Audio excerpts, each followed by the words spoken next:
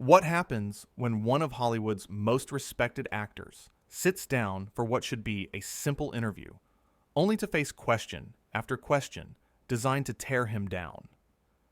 In just 35 seconds, a single comment would push things too far, turning a conversation into a confrontation that would end with the host scrambling to save face as his guest walked off the set. This is the story of the moment Denzel Washington had enough.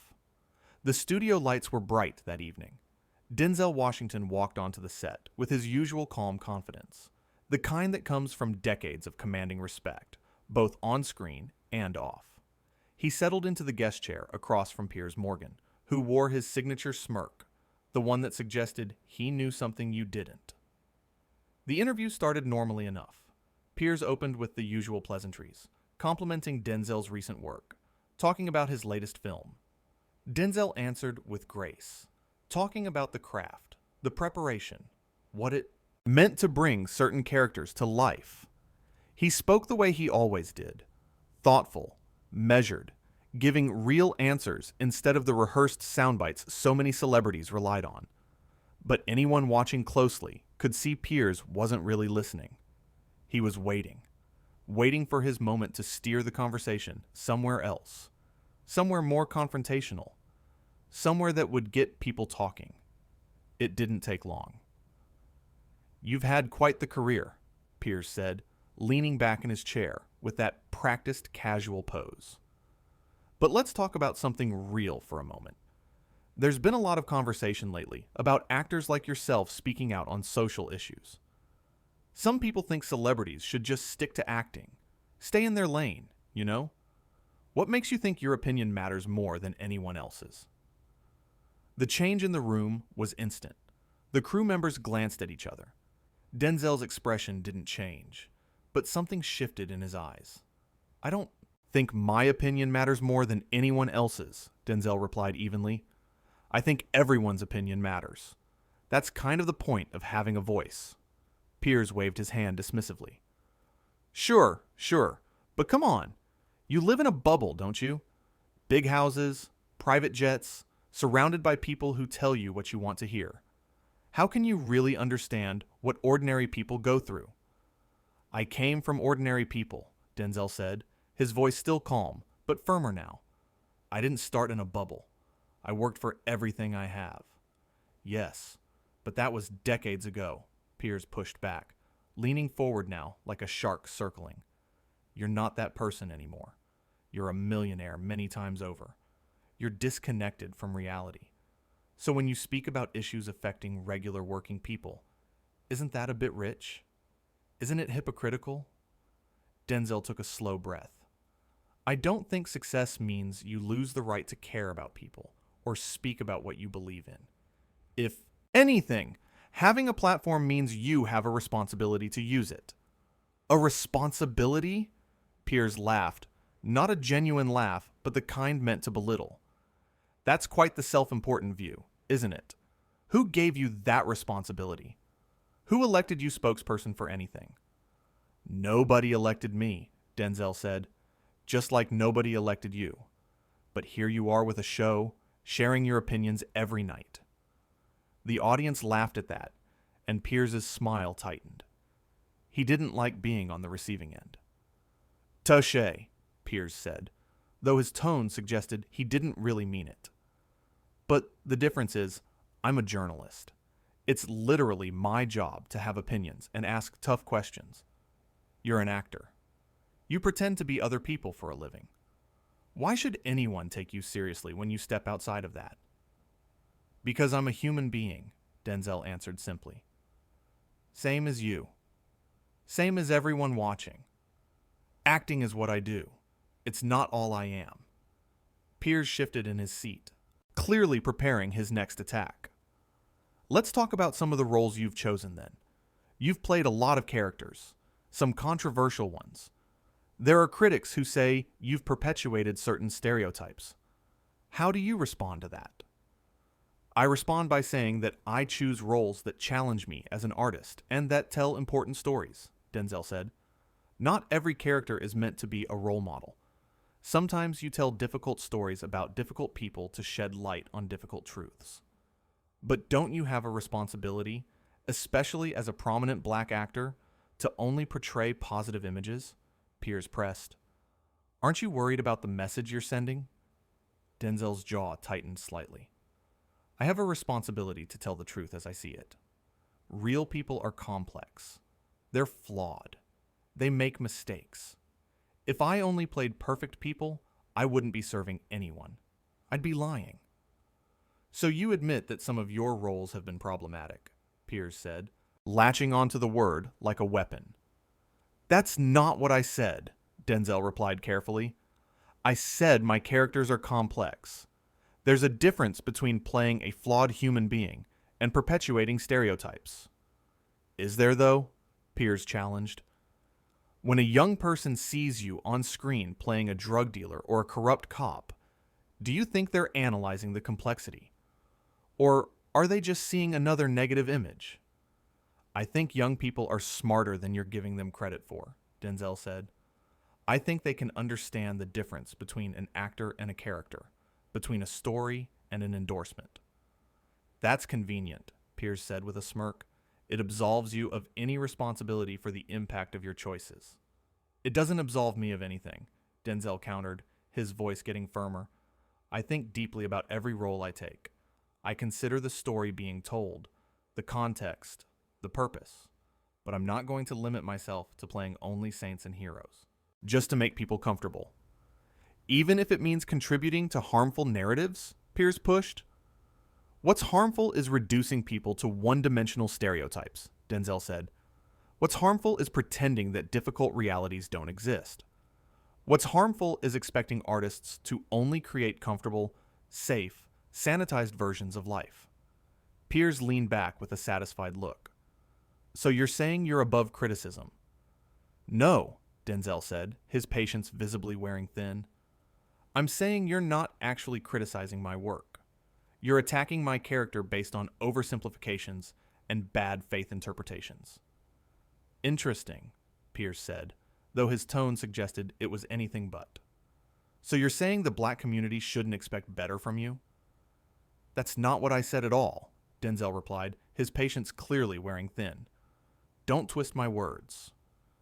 I'm not twisting anything, Piers said with fake innocence. I'm just trying to understand your logic. You say you want to portray complex, flawed characters, but then you also claim to care about representation and using your platform responsibly. Those seem contradictory to me. They're not contradictory if you actually think about it for more than 2 seconds, Denzel said, his voice still controlled, but with an edge now. Showing the full range of human experience, including the painful parts, is part of honest representation. Pretending problems don't exist doesn't help anyone. But you're not just showing problems, Piers continued, clearly enjoying himself now. You're profiting from them. You've made millions playing these characters. So forgive me if I question whether this is really about art or just about your bank account. The accusation hung in the air. Several audience members gasped at the directness of it. Denzel stared at Piers for a long moment before responding. You know, I've been in this industry for over 40 years. I've heard every criticism, faced every kind of question. But what you're doing right now, this isn't journalism. This is something else entirely. What is it then? Piers asked, leaning forward with mock curiosity. It's an attempt to diminish me, Denzel said plainly. You're not interested in my actual thoughts or motivations. You're looking for gotcha moments. You're trying to paint me as greedy or irresponsible or hypocritical, and you're doing it by misrepresenting everything I say. Piers smirked, sensing he was getting under Denzel's skin. You seem defensive. I'm not defensive, Denzel said. I'm just wondering when this interview became an interrogation. It's called journalism, Piers shot back. I ask hard questions. If you can't handle that, maybe you shouldn't have agreed to come on the show. Hard questions are fine, Denzel said. Disrespectful questions disguised as hard questions are something else. The tension in the studio was thick now. Crew members had stopped what they were doing. The Audience sat in uncomfortable silence. Disrespectful? Piers said, his voice rising slightly. I'm being disrespectful by asking you to defend your choices? That's rich coming from someone who's made millions playing gangsters and criminals. See? There it is again, Denzel said, shaking his head. You're not interested in a conversation. You're interested in tearing me down. I'm interested in the truth, Piers insisted. And the truth is, you actors love to preach from your high horses, but you don't like it when someone challenges you. You want everyone to applaud and agree, but real discourse means being willing to defend your positions. I've been defending my positions, Denzel said, his voice getting louder now. But you're not listening. You've already decided what you think, and you're just looking for ways to make me look bad. That's not true, Piers said, but his smile said otherwise. It is true, Denzel countered. Every question you've asked has had an edge to it, an assumption built in. You're not curious. You're hostile. If you can't tell the difference between tough questioning and hostility, that says more about you than it does about me, Piers said with a dismissive wave. Denzel stared at him for a long moment. You know what? I've done hundreds of interviews in my career. I've sat with journalists who actually wanted to have meaningful conversations, who asked tough questions with respect, who challenged me in ways that made me think. This isn't that. Well, I'm sorry if I'm not fawning over you like everyone else does, Piers said sarcastically. I don't need anyone to fawn over me, Denzel replied, but I do expect basic respect, and you've shown none. Piers laughed, that same condescending laugh. Oh, come on. You're being oversensitive. This is how interviews work in the real world, not in your Hollywood bubble where everyone kisses your feet. There you go again, Denzel said, his voice sharp now. Another insult. You can't help yourself, can you? It's not an insult. It's an observation, Piers said. You're used to being treated like royalty. Someone treats you like a normal person, asks you normal questions, and you can't handle it.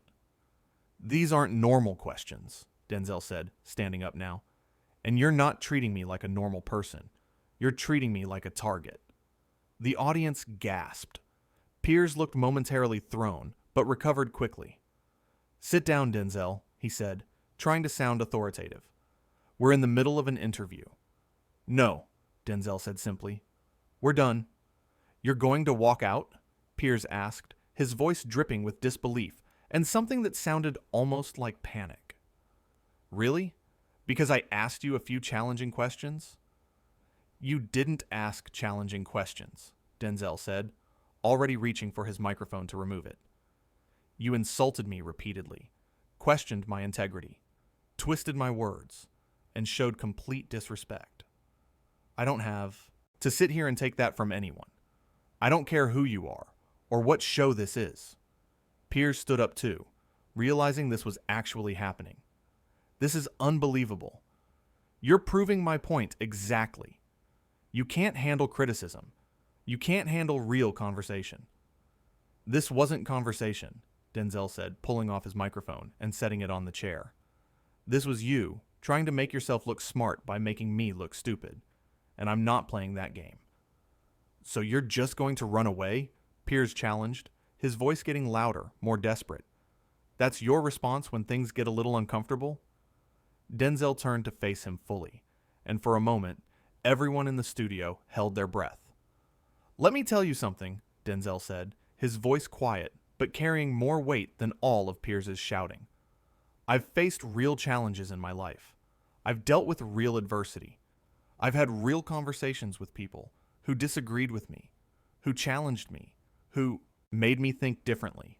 You're just a bully with a microphone, and I don't waste my time with bullies. Piers's face flushed red. How dare you? I am a respected journalist with decades of experience. Then act like it, Denzel said. Respect is earned, not demanded, and you haven't earned mine. You can't just leave, Piers said, and now he sounded almost pleading. We have more to discuss. No, we don't, Denzel said. We never did. You didn't want a discussion. You wanted a spectacle. You wanted to provoke me so you could get a reaction, get some headlines, get some attention. Well, congratulations. You got your reaction. Just not the one you wanted. He started walking toward the exit. Denzel, wait, Piers called after him, his composure completely crumbling now. Come back. Let's start over. Let's have a real conversation. Denzel stopped and turned back one more time. You had your chance for a real conversation, he said. You chose something else. That's on you, not me. Piers tried one more time, his voice taking on a different tone, almost conciliatory, but still with an edge of arrogance. Look, maybe I came on a bit strong, but that's just how I interview. If you can't handle the heat... It's not about handling the heat, Denzel interrupted. It's about having enough self-respect to know when someone isn't worth your time, and you're not worth mine. The words hung in the air like a verdict. Piers opened his mouth to respond, but nothing came out. For once, the man who always had something to say was speechless. Denzel didn't wait for a response. He nodded to the crew, people who'd been nothing but professional to him, and walked off the set. The sound of his footsteps echoed in the silent studio. For a few seconds, nobody moved. Piers stood there, his face cycling through emotions: anger, embarrassment, disbelief. The cameras were still rolling, capturing every moment of his humiliation. Finally, he turned back to the camera, trying to regain some composure. Well, he said, his voice not quite steady, I suppose some people just can't handle honest journalism. But even as he said it, you could see it in his eyes. He knew. Everyone knew. This wasn't about honest journalism. This had never been about that. A producer rushed onto the set, whispering urgently in Piers's ear. He waved them away irritably. We'll take a quick break, he announced to the audience, his smile forced and tight. But there was no recovering from this. In the span of one interview, Piers Morgan had proven exactly what Denzel had accused him of being. He'd come in looking for a fight, armed with loaded questions and barely concealed contempt. He'd underestimated his guest, assuming that Denzel would just sit there and take it like so many others had. He'd been wrong. Backstage, Denzel was already in his car. He didn't storm out in anger. He didn't slam doors or shout at anyone. He simply left with the same dignity he'd carried into the studio. Because that's who he was. Someone who knew his worth, who understood that you don't have to engage with everyone who wants to tear you down. Back in the studio, Piers was trying to explain to his producers what had happened, trying to spin it in his favor. But the footage didn't lie.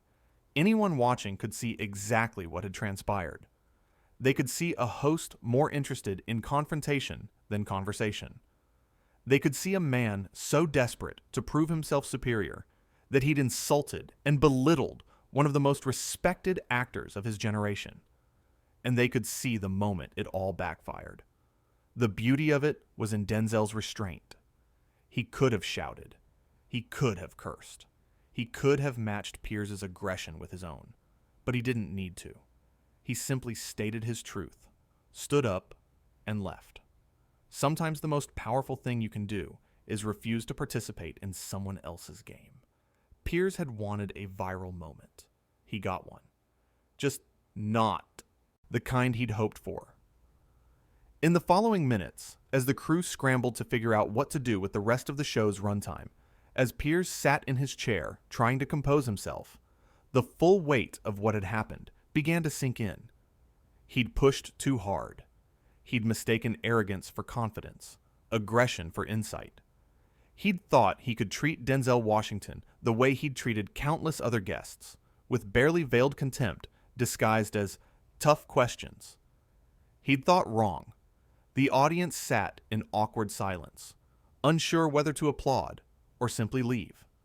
Some were whispering to each other, already pulling out their phones. This would be everywhere within hours. One of the producers approached Piers again, this time more insistent. They needed to make a decision about the show. They couldn't just sit here. "Bring out the next guest," Piers said tersely. But it was too late.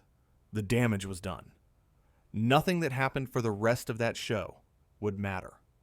The only thing anyone would remember, the only thing anyone would talk about, was the moment Denzel Washington stood up and walked away. Because that's what happens when you mistake kindness for weakness.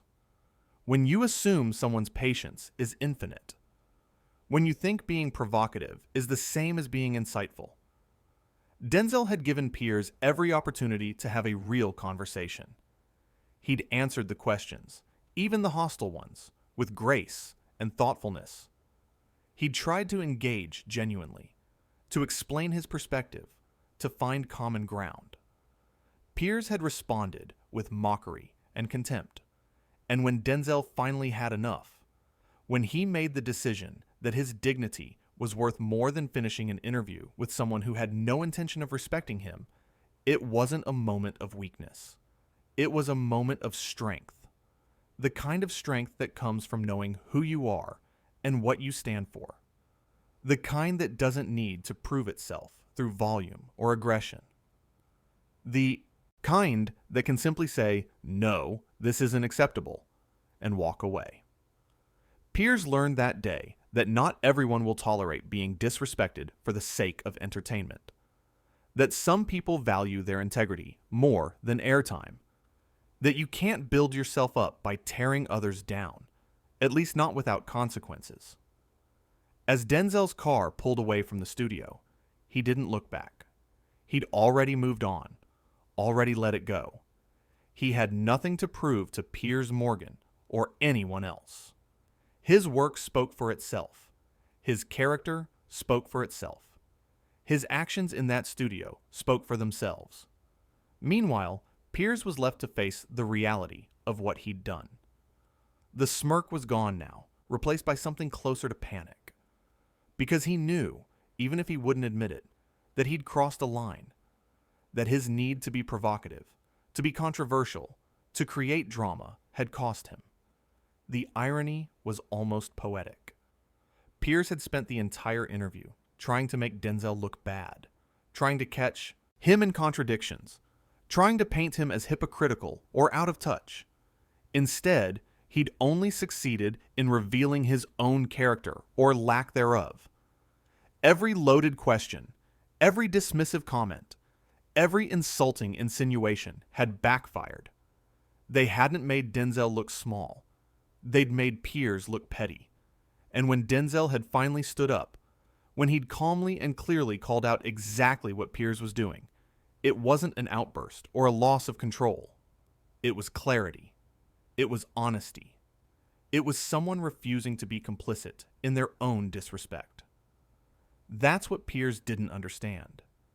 He thought the interview was a battle to be won, a game where he could score points by getting under Denzel's skin. He didn't realize that Denzel wasn't playing a game at all. He was simply being himself, answering honestly, engaging authentically. Until it became clear that authenticity wasn't welcome, that this wasn't a conversation between two people trying to understand each other. It was an ambush, a setup, a trap. And Denzel did what any intelligent person would do when they realize they've walked into a trap. He walked back out. The studio crew, who'd worked with both men that day, would later share their own observations. How Denzel had been nothing but kind to everyone he met. How he'd thanked the makeup artist, chatted with the stagehands, treated everyone with the same courtesy regardless of their position. How Piers, by contrast, had been dismissive of his own staff, barking orders, complaining about everything from the lighting to the temperature to the coffee. It painted a picture. And it wasn't the picture Piers wanted anyone to see. But that's the thing about character. It reveals itself in the small moments, the unguarded interactions, the way you treat people when you think no one important is watching. Denzel's character had been evident to everyone in that studio long before the interview started. Piers's had too. The confrontation itself, as dramatic as it was was really just the culmination of two very different approaches to life. Denzel believed in respect, in dignity, in treating people as equals regardless of status or fame.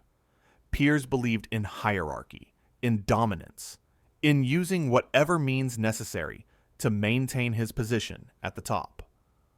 One of those approaches is sustainable. The other inevitably leads to moments like this, where the house of cards collapses and everyone can see what it was built on. As the studio cleared out that night, as the crew packed up equipment, and the audience filed out still buzzing about what they'd witnessed, the contrast couldn't have been clearer. Denzel Washington had left with his dignity intact, his principles uncompromised, his reputation enhanced, if anything. He'd shown that you don't have to accept mistreatment, that walking away is sometimes the strongest choice you can make. Piers Morgan was left with a studio, a show, and the hollow victory of having provoked exactly the reaction he claimed to want. But at what cost? He'd revealed himself, not as the fearless journalist asking tough questions, but as someone more interested in conflict than truth, more invested in ego than understanding. The lesson was clear. You can have all the platforms, all the cameras, all the audience in the world, but if you use those things to belittle rather than enlighten, to demean rather than explore, to attack rather than engage, eventually someone will stand up and say, enough. And when that person is someone like Denzel Washington, someone whose integrity is beyond question, whose dignity is unshakable, whose strength comes not from aggression, but from principle, there's no spinning it. There's no explaining it away. There's only the truth of what happened, captured on camera for everyone to see. What happens when someone who spent decades earning respect meets someone who demands it without deserving it? What happens when real grace confronts false authority? What happens when a person who knows their worth refuses to be diminished? This is what happens. A moment that started as an interview and ended as a lesson. A reminder that not everyone will tolerate being disrespected. That some people can't be bullied or provoked or manipulated into playing along with someone else's agenda. That sometimes the most powerful thing you can say is goodbye.